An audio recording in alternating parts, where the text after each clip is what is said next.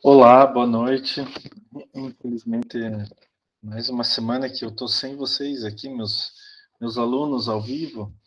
Eu gostaria de lembrar que a disciplina não é à distância, a disciplina é remota, né? Onde que os alunos têm a oportunidade de discutir com o professor aquele assunto cuja matéria já foi disponibilizada de modo anterior, né?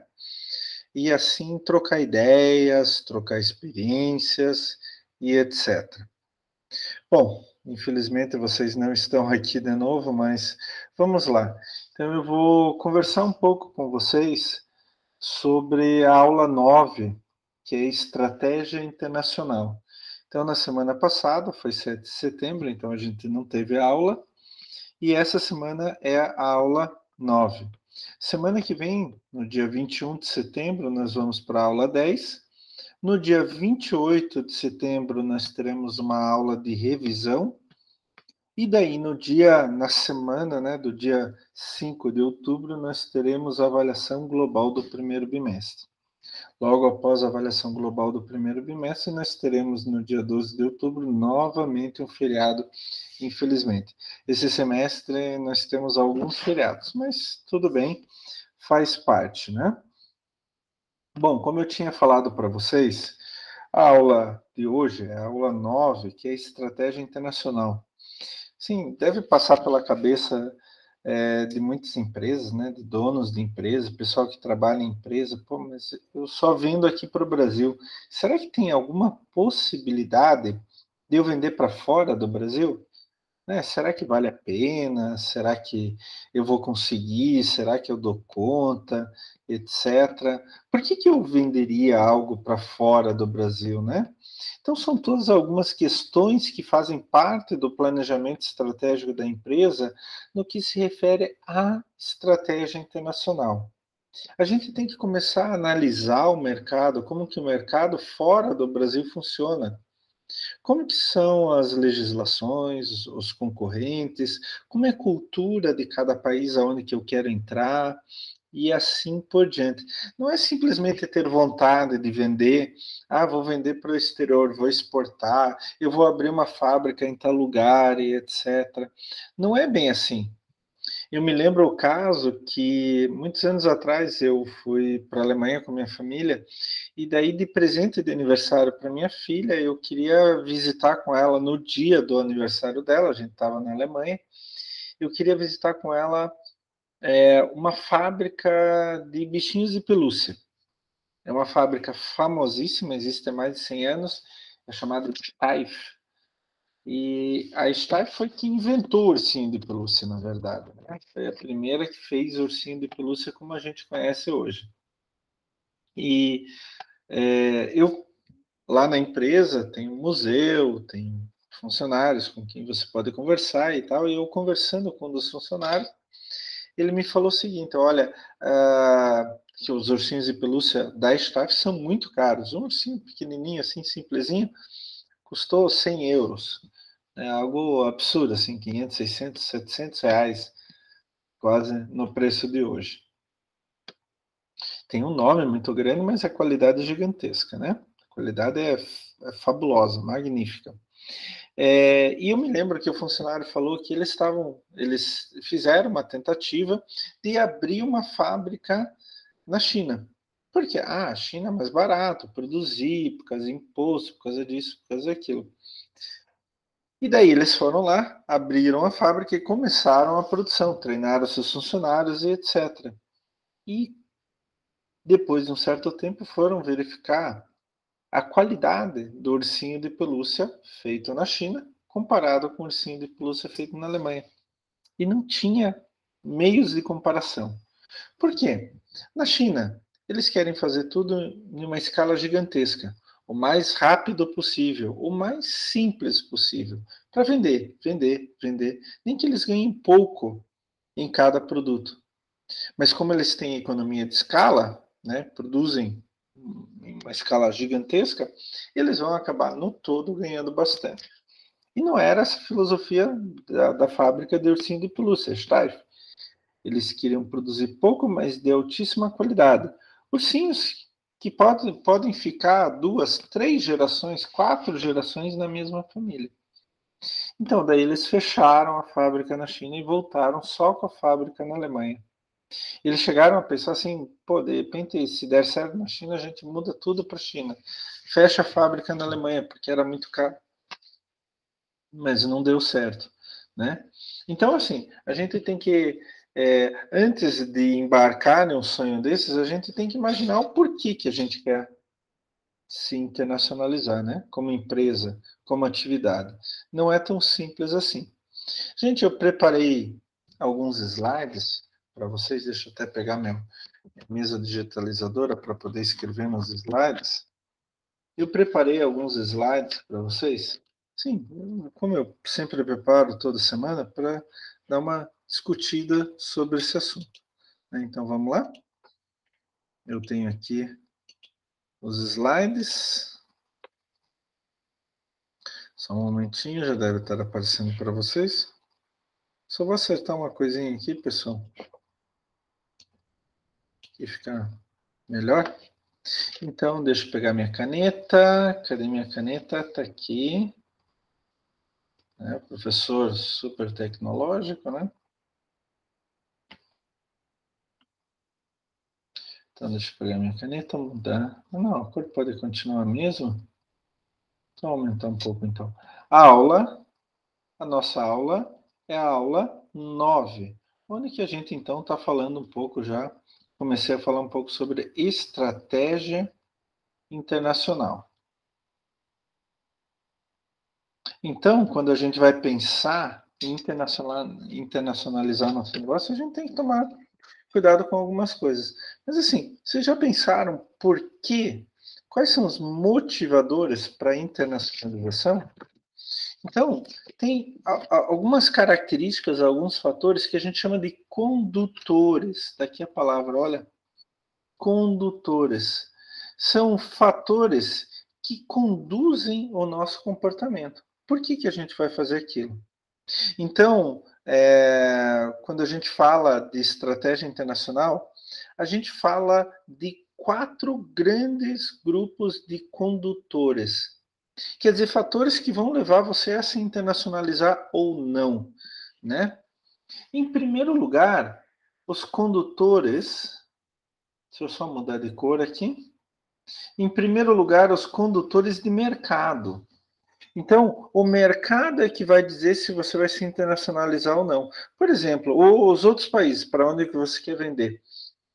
Os seus consumidores têm necessidades semelhantes às necessidades do teu consumidor doméstico? Você já produz um produto, um processo, um serviço? Você produz isso para o consumidor doméstico, no teu país mesmo. Mas nos outros países, eles têm as mesmas necessidades? Existem algumas situações onde que o consumidor é global. Então, ele sempre vai consumir celular, por exemplo. Então, o celular hoje já é um objeto global. O mesmo celular que é vendido nos Estados Unidos, é vendido no Brasil, é vendido no Japão, é vendido na África do Sul e assim por diante. E o terceiro condutor de mercado é transferência de marketing, né? Então, você pode transferir todo o teu sistema de marketing para outro lugar. Mas claro que o mercado para onde você vai tem que ter características semelhantes. O outro condutor que a gente fala, os fatores que podem influenciar nas estratégias internacionais, são os condutores de governo. Por exemplo, qual é a política de comércio do governo X? Ele é liberal, ele é aberto, ele é fechado, tem que ter empresas autóctones do mesmo lugar, junto com a tua empresa e assim por diante. Ele usa o mesmo padrão técnico? Por exemplo, em alguns lugares eu uso o metro, em outros lugares eu uso jardas, por exemplo, né? Em alguns lugares eu uso quilo, em outros lugares eu uso libra para medida de massa. Então a gente tem que ver, para alguns lugares a tomada tem 2 pinos, em outros tem 3 pinos, ou pino diferente, e assim por diante, né? Essa é uma velha reclamação aqui do Brasil, né? Quando a gente vai para o exterior, nenhuma tomada recebe os nossos aparelhos eletrônicos, e assim por diante. Então, quando a gente está falando de condutores de governo, a gente está falando de um conjunto de políticas de governo. Será que eu tenho capacidade para suportar isso? Para dar conta disso? É claro que vai ajudar muito na estratégia internacional os chamados condutores de custos, né? Principalmente economia de escala, que a gente já conversou isso lá em economia, se vocês se lembram, do primeiro período, né? O que é isso? Eu vou produzir em um número cada vez maior, daí eu vou diminuindo os custos fixos, né? E também, com o tempo, eu diminuo os custos variáveis, fazendo com que o meu produto tenha um custo menor e eu possa vender ele por um preço mais baixo, competindo com outras empresas, né? É claro que tem diferenças específicas entre cada país. E um outro condutor de custo é a logística favorável. Quando, por exemplo, eu consigo colocar em outro lugar por um custo de transporte, um custo de logística mais baixo do que os meus próprios concorrentes.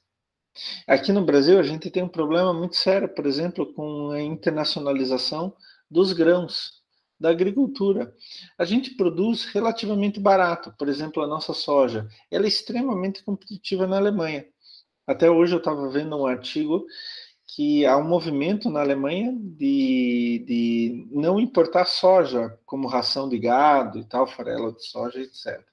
Né? Mas todo mundo importa, porque a soja brasileira é mais barata. Agora, um problema que a gente tem na soja, ela poderia ser mais barata ainda, é transportar dos locais de produção, como Mato Grosso, até os portos de exportação. Então, hoje a gente transporta via caminhão, vem lá do Mato Grosso, gente, até Paranaguá. Algumas vezes vem lá do Mato Grosso até o porto de Rio Grande, no Rio Grande do Sul, por caminhão, que é muito mais caro, mais demorado, mais complicado, etc. Isso é uma logística desfavorável. Mas quando a gente tem uma logística favorável, daí a gente ganha mercado. Quer ver um exemplo?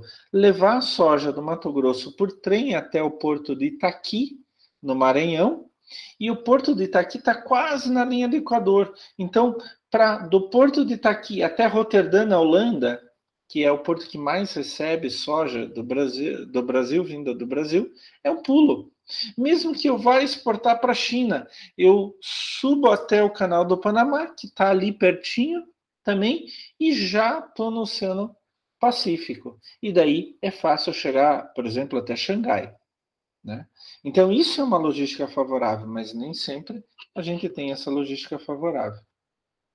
E um outro ponto, um outro condutor, um fator muito importante que nos leva a estratégias internacionais, são os condutores ou fatores de competitividade. O primeiro ponto é a interdependência entre países. O que é isso, professor? Interdependência. Um país depende do outro?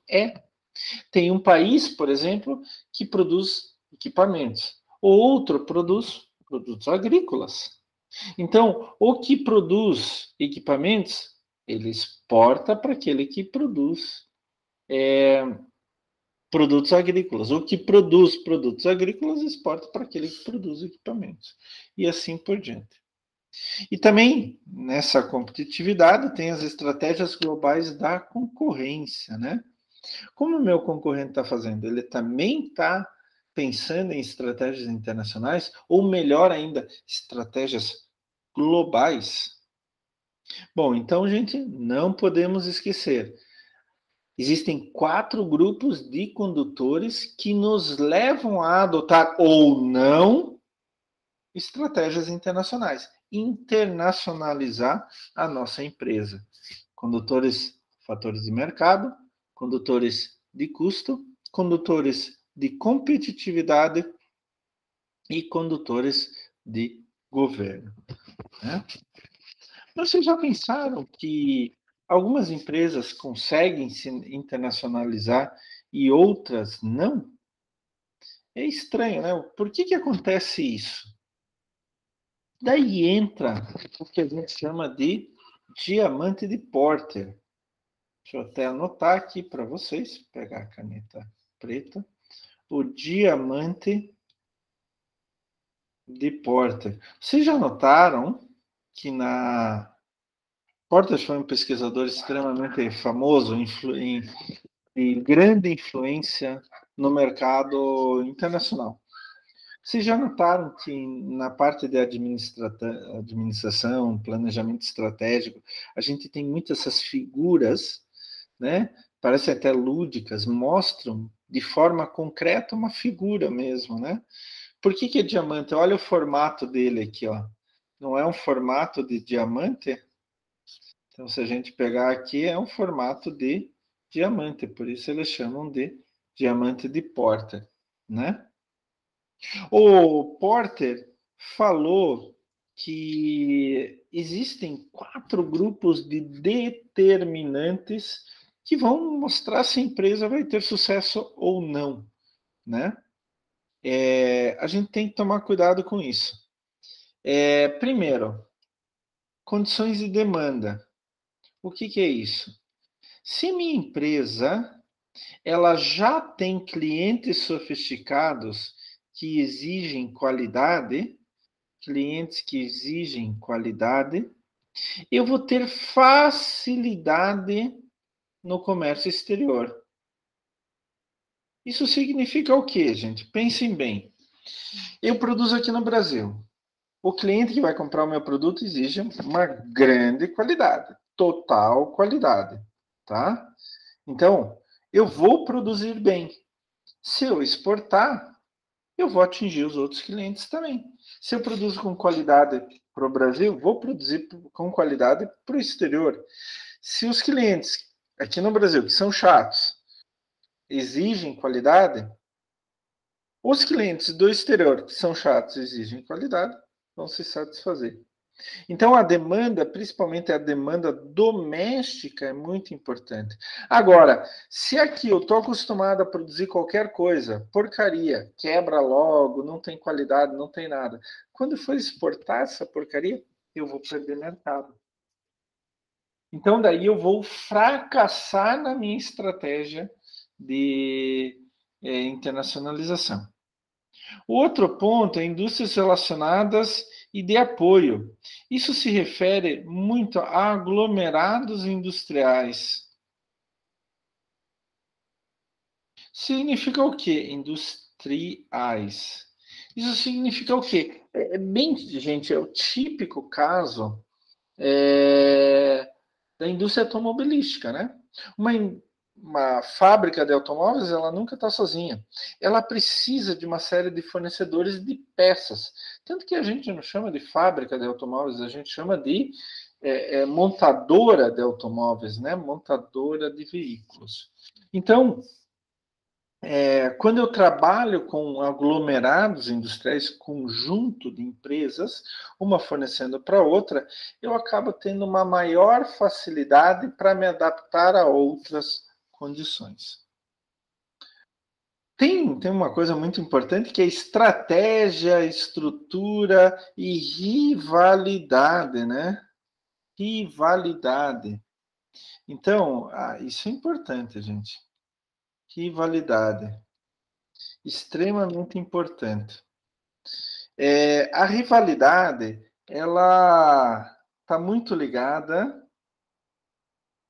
com, assim, se no meu mercado doméstico eu tenho rivalidade, eu tenho competição, eu acabo tendo que me desenvolver para enfrentar essa competição, né? Para enfrentar as outras empresas.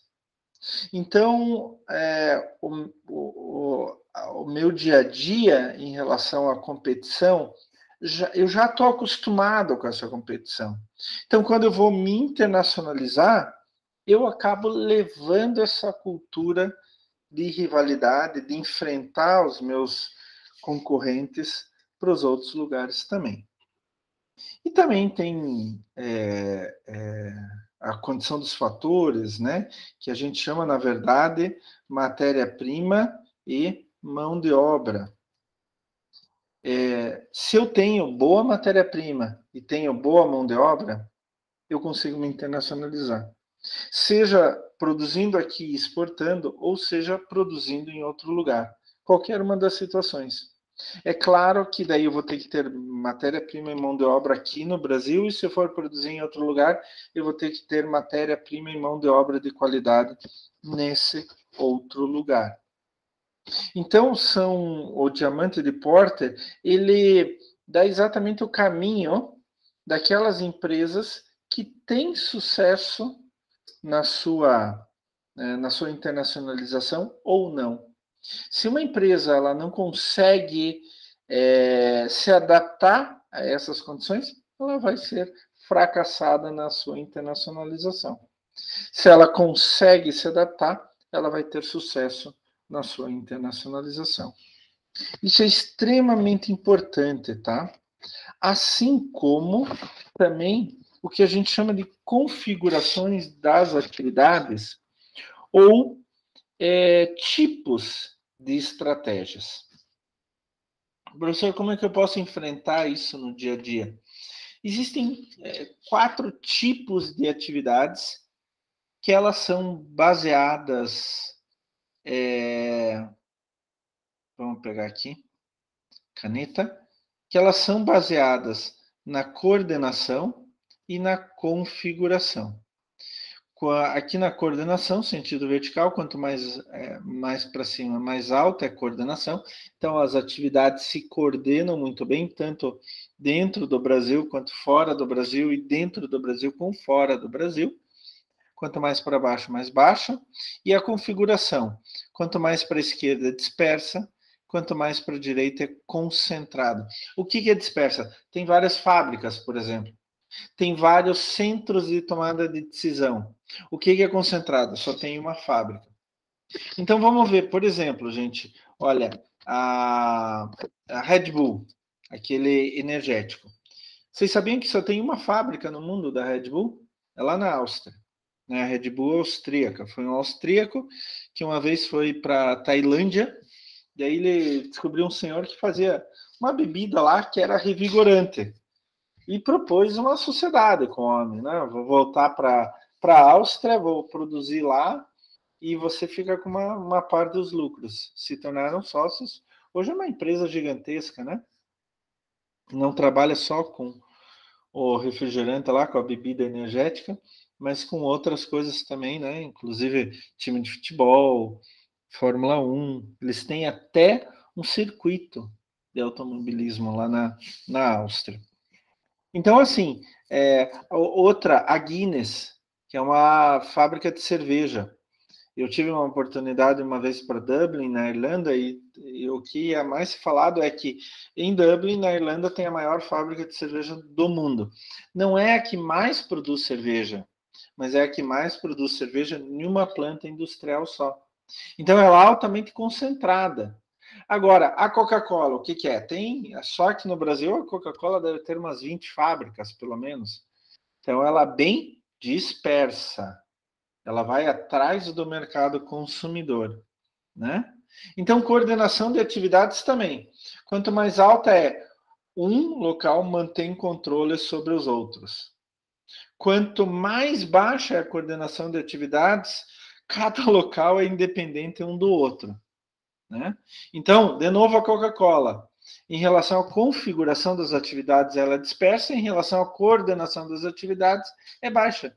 Porque cada fábrica acaba tendo o seu poder de decisão, de tomada de decisão. Agora, no caso da Red Bull, no caso da cerveja Guinness, a configuração das atividades é extremamente concentrada e a coordenação mais alta ainda. Porque só tem uma fábrica, né? Então, a partir disso, eu posso ter 4 tipos de estratégia de internacionalização para minha empresa.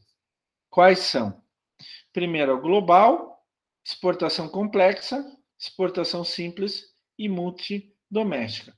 Vamos começar com exportação complexa. A exportação complexa, normalmente, eu tenho produção em um só país, né? Concentrada em um só país, né? Olha aqui a configuração de atividades concentrada em um só país, e o comércio é extremamente coordenado. Isso significa o quê? Que a matriz manda. A matriz manda. Por exemplo, ela pode mandar no preço, na estratégia de marketing, na estratégia de produção e assim por diante. Então, a exportação complexa, eu produzo em um só país, a partir daquele país eu mando para uma série de outros países e eu que mando. Eu que dou as cartas. Eu que dou as ordens. Essa é a exportação complexa. A exportação simples também normalmente é um só país. Mas daí é pouco coordenado. Coordenado. Então, quem toma a decisão? Tomada de decisão é cada país. Isso significa o quê? É mais ou menos assim. Eu tenho uma fábrica aqui, exporto para 50 países. Quando chega em cada um desses 50 países, cara, o problema é seu. Ah, você não vai me dar uma dica de quanto cobrar, como fazer propaganda. Não, o problema é seu. Se vira. Você já comprou de mim aqui, já pronto e acaba a história. Então eu vou fazer uma exportação simples. Sai daqui, vai para lá e acabou a história. Eu não me meto como vai ser o marketing, a propaganda, como vai ser os pontos, como vão ser pontos de venda, como vai ser o preço. Eu não me meto em nada disso. Isso é chamado exportação simples. E a multidoméstica? Vou colocar aqui, multidoméstica. Como que faz isso, né? Como que é esse tipo de estratégia? Ele é pouco coordenado, ele é disperso, pouco coordenado internacionalmente, então é tipo cada um na sua, né? Cada mercado é independente. Cada mercado é independente da sua matriz. Cada mercado toma suas próprias decisões. E outra característica é pouca economia de escala. Então eu não consigo produzir em quantidades gigantescas.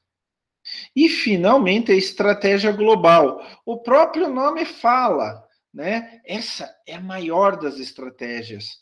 Por que isso? Porque eu tenho, é a que a gente chama de mais madura, né? Mas por que isso? Eu tenho fábricas em vários lugares. Então, ela dispersa, né? Em relação à configuração de atividades, ela dispersa.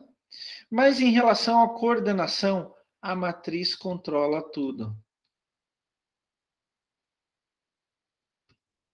Então é como assim, eu tenho uma empresa que tem fábricas em vários lugares do mundo, cada um produz o seu, algumas vezes até tem algumas características em comum com todas, mas outras vezes produz para o seu mercado doméstico, então tem que introduzir algumas coisas, né?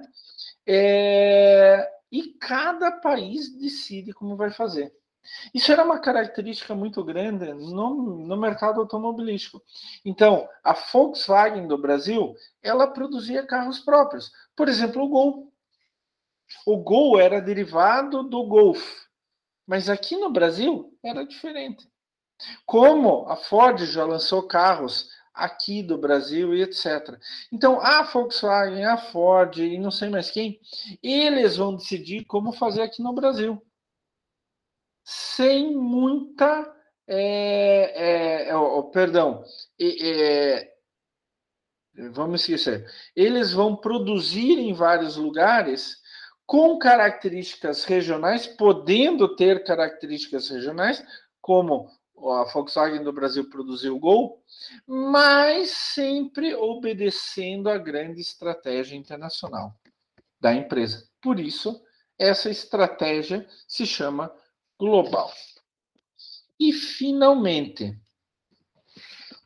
como que a gente vai entrar nesses mercados internacionais? Professor, eu quero exportar, mas como entrar nesse mercado internacional? A gente tem 4 maneiras básicas e cada maneira tem as suas vantagens e as suas desvantagens, né? Então, por exemplo, eu posso entrar por exportação, joint ventures e alianças, licenciamento, investimento estrangeiro direto. O que é exportação? Quando eu exporto, produzo aqui e vou exportar lá para os Estados Unidos. Joint venture e alianças. Isso é feito muito na China. O que significa isso? Para uma empresa entrar na China, para ter uma fábrica na China, ela precisa, ou precisava até pouco tempo atrás, pouquíssimo tempo atrás, um sócio chinês. Isso significa o quê? Que a empresa, por exemplo, eu tenho uma empresa aqui no Brasil, eu quero abrir uma fábrica na China. Eu precisaria, por força de lei, fazer uma joint venture. Pegar um sócio chinês e ele vai ter uma parte da empresa e eu vou ter outra parte da empresa. O licenciamento é quando eu quero fazer com que meu produto seja distribuído no mundo inteiro. Então, eu vou fazer acordos com fábricas locais. Olha, você produz o meu produto, a fábrica é tua, mão de obra é tua, matéria-prima é tua, eu te dou as características do meu produto, você produz, vende e eu ganho uma parte, se chama royalties. Eu ganho uma parte da receita. Esse é o licenciamento. Isso é muito comum, gente, muito comum, com produtos de desenho animado, de filme, de camisa de futebol e assim por diante, né? Por exemplo, eu tenho uma fábrica de camisa de clube de futebol aqui no Brasil. Mas qual que é o clube que mais vende camisa de futebol hoje? O Real Madrid. Não sei, gente. Só estou chutando, tá? É o Real Madrid, o time que mais vende camisa de futebol no mundo. Então, eu vou entrar em contato com o Real Madrid e vou pedir o licenciamento. É claro que o Real Madrid vai vir na minha fábrica para ver a qualidade do material e tudo aquilo. Daí, digamos que o Real Madrid concorda. Eu vou produzir, eu vou vender, e daí o Real Madrid fica com uma parte da receita. Simplesmente pelo fato dele ter deixado eu produzir aqui no Brasil. Isso ocorre com os personagens da Disney e com outros aí, Marvel, etc. Então, por exemplo, quando você compra lá um boné da Marvel, um boné lá do Homem-Aranha, não sei nem se é o Homem-Aranha é da Marvel, tá? Mas um boné do Homem-Aranha aqui. Esse boné não foi feito nos Estados Unidos, não foi feito pela Marvel. Foi feito por uma fábrica aqui no Brasil que tem a licença da Marvel para fazer o boné com o Homem-Aranha. E a Marvel, ela controla a qualidade, controla os desenhos que vão ser publicados, né, que vão ser utilizados, etc. Para manter o nome da Marvel, né? Vai vender algo com o nome da Marvel, uma porcaria que se arrebenta em 2 dias de uso, né? Isso é o licenciamento. E o último caso é o investimento estrangeiro direto. O que significa isto? Quando eu vou lá e coloco dinheiro lá em outro país e abro uma fábrica. Simplesmente isso. Bom, quais são as vantagens e desvantagens de cada um desses sistemas? Primeiro, na exportação, eu não preciso abrir fábrica em outro lugar. eu posso explorar a economia de escala da minha fábrica aqui no Brasil, por exemplo, aumentar a economia de escala e assim diminuir custos fixos. E hoje, usando a internet, até uma empresa pequena pode fazer isso. Inclusive, os próprios Correios têm um trabalho com isso, que é exporta fácil, mas você pode exportar por outras empresas de logística sem precisar ter a logística. Eles mesmos cuidam disso. Desvantagens. Não permite que você se beneficie de uma vantagem local que vai receber aquele produto. Por exemplo, eles têm menos impostos para quem produz lá. Isso você não vai poder aproveitar. Né? E assim por diante. Limita as oportunidades de obter conhecimento sobre mercados locais e competidores, porque você simplesmente manda para lá, então você não sabe direito o que está acontecendo, como é o comportamento do consumidor naquele local. Pode criar dependência de intermediários, né? Quer dizer, você, como não tem fábrica lá, etc., você vai depender de um intermediário. Ele que vai receber, ele que vai mandar para as lojas e assim por diante. Algumas vezes tem barreiras comerciais, né, os chamados impostos de importação, que podem ser altos. O Trump colocou o imposto de importação altíssimo sobre o aço brasileiro, por exemplo. Ele queria proteger as empresas americanas de aço, daí ele colocou um imposto alto sobre o aço que vinha de alguns países, entre eles o Brasil. Daí o aço entra mais caro nos Estados Unidos, por causa desses impostos de importação. E daí esse aço importado não consegue competir com o aço nacional. Incorre em custos de transporte, né? Então você tem que mandar daqui até o outro país, isso tem custo. E pode limitar a capacidade de responder rapidamente as demandas do cliente. O que é? O cliente de um dia para outro quer tanto a mais. Eu não consigo. Porque tem todo o processo de produzir, mas principalmente o processo de mandar. Se eu mando por navio, por exemplo, vai demorar pelo menos 3 a 4 semanas. Né? Então, assim, a exportação é um método, é uma estratégia de internacionalização, mas ela tem suas vantagens, como tem suas desvantagens. Assim como também joint ventures e alianças, né, que eu expliquei para vocês, né, que é o caso onde que eu vou fazer um acordo com uma empresa local. Olha, a gente vai dividir os custos. E isso é uma vantagem, né, porque o risco inteiro não é meu. Então eu divido o risco com um sócio. Eu posso combinar recursos e conhecimentos. Pô, o cara é muito bom nisso daqui. Eu sou muito bom naquilo. Vamos nos unir? Então, isso é uma vantagem gigantesca. E pode ser uma condição de governo para entrar no mercado, como eu falei para vocês, da China, né? Para você entrar no mercado chinês, pelo menos até pouco tempo atrás, você tinha que fazer uma joint venture, né?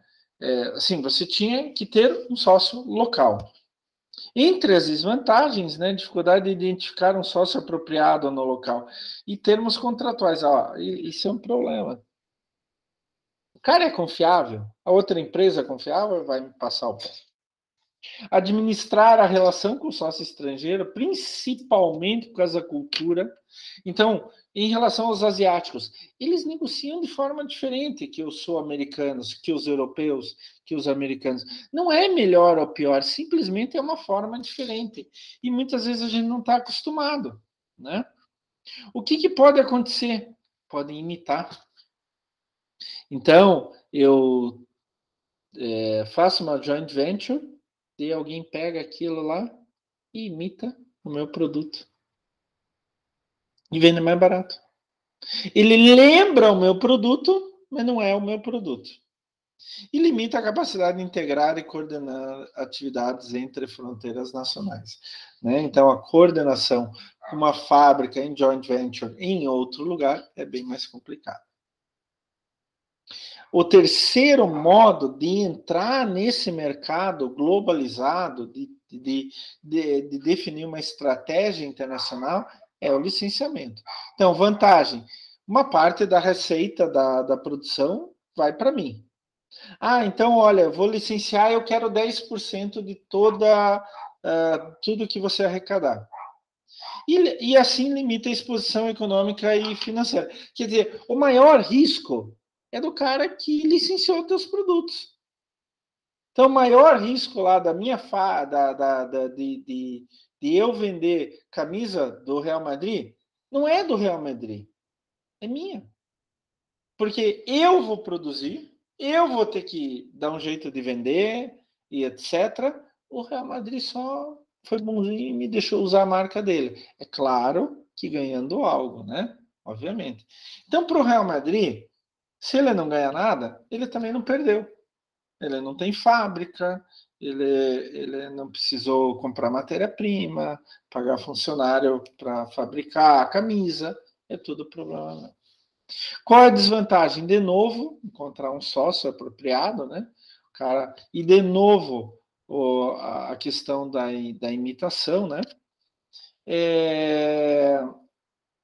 E o licenciamento também limita os benefícios da vantagem de localização do país anfitrião, né? Que eu não vou poder escolher muito. Provavelmente alguém vai oferecer para mim. E, finalmente, um outro modo de entrada na internacionalização, na globalização de mercado, é o investimento direto estrangeiro. Quer dizer, eu vou pegar meu dinheiro e investir em uma fábrica em outro lugar. Qual que é a vantagem? Eu tenho controle total. Olha que fantástico. Ó. Opa, o professor fez errado aqui. Controle total, é tudo meu. Controle de recurso, de competências e capacidade, facilita a integração e coordenação de atividades entre fronteiras nacionais, quer dizer, aquela fábrica me pertence, eu que mando e é problema meu. Aquisições permitem entrada rápida no mercado, pô, em vez de eu pensar assim, pô, primeiro eu tenho que ver aonde que eu vou localizar, eu vou abrir uma fábrica na Argentina, aonde? Daí eu tenho que ver o mercado, eu tenho que ver se tem mão de obra, eu tenho que ver quanto que vai sair a matéria-prima, eu tenho que ver um local, eu tenho que construir a fábrica e tal. E quando eu faço uma aquisição, eu comprei uma outra empresa lá na Argentina, já está tudo pronto. Então, a aquisição, quando eu faço uma aquisição, é um investimento estrangeiro direto? É. Mas em vez de construir a fábrica do zero, já compro uma fábrica pronta e mudo o nome para meu nome. É bem mais rápido, bem mais simples, né? E também tem alguns tipos de investimento que permitem instalações de primeira linha, podem atrair suporte financeiro do governo anfitrião e tal. Isso também é muito comum na indústria automobilística. Chega lá, a Renault e diz, olha, eu vou abrir lá no Brasil uma fábrica, é a fábrica mais automatizada do mundo, é a mais avançada do mundo, vai ser no Brasil. Então, o governo brasileiro vai receber isso de portas abertas. Mas o investimento estrangeiro direto tem desvantagens, né? Como, por exemplo, algumas vezes eu tenho que colocar muito dinheiro. Bilhões de dólares. Então, isto pode ser um problema. Se não der certo, eu perdi bilhões de dólares. Né? É complicado isso. Outro, mas eu não vou construir a fábrica do zero, eu vou comprar outra fábrica. Tá, ótimo. Você vai conseguir integrar? Você vai conseguir coordenar? Porque os caras têm outra cultura, trabalham de uma outra maneira. Será que vai dar certo? E outra coisa também, quando eu tenho alta tecnologia, isso também consome tempo e é menos previsível em termos de custo. Então, gente, esses são os modos de entrada, deixa eu colocar aqui, no mercado internacional, na globalização. Gente, vocês viram que não é tão simples assim. A gente tem que começar a pensar em uma série de coisas, né? Como que a gente vai entrar nesse mercado? Por que a gente vai entrar nesse mercado? Em que ritmo que a gente vai entrar? A gente vai fazer, que nem eu já mostrei ali antes, vai ter uma alta coordenação de atividades, quer dizer, eu vou concentrar aqui no Brasil todas as minhas atividades do exterior, ou eu vou dispersar, né? Eu vou ter várias fábricas e cada uma vai tomar sua própria decisão. Vai ser exportação complexa, simples, multidoméstica ou global? Então, a gente tem que pensar tudo isso daí. A gente tem que levar em conta os fatores que estão aqui no diamante de Potter, né? E os condutores de mercado. O que vai me levar a uma estratégia internacional? Gente, é isso. É claro que a gente pode falar durante meses só sobre estratégia internacional, tá? Mas a gente tem que começar a pensar. A minha empresa quer se internacionalizar?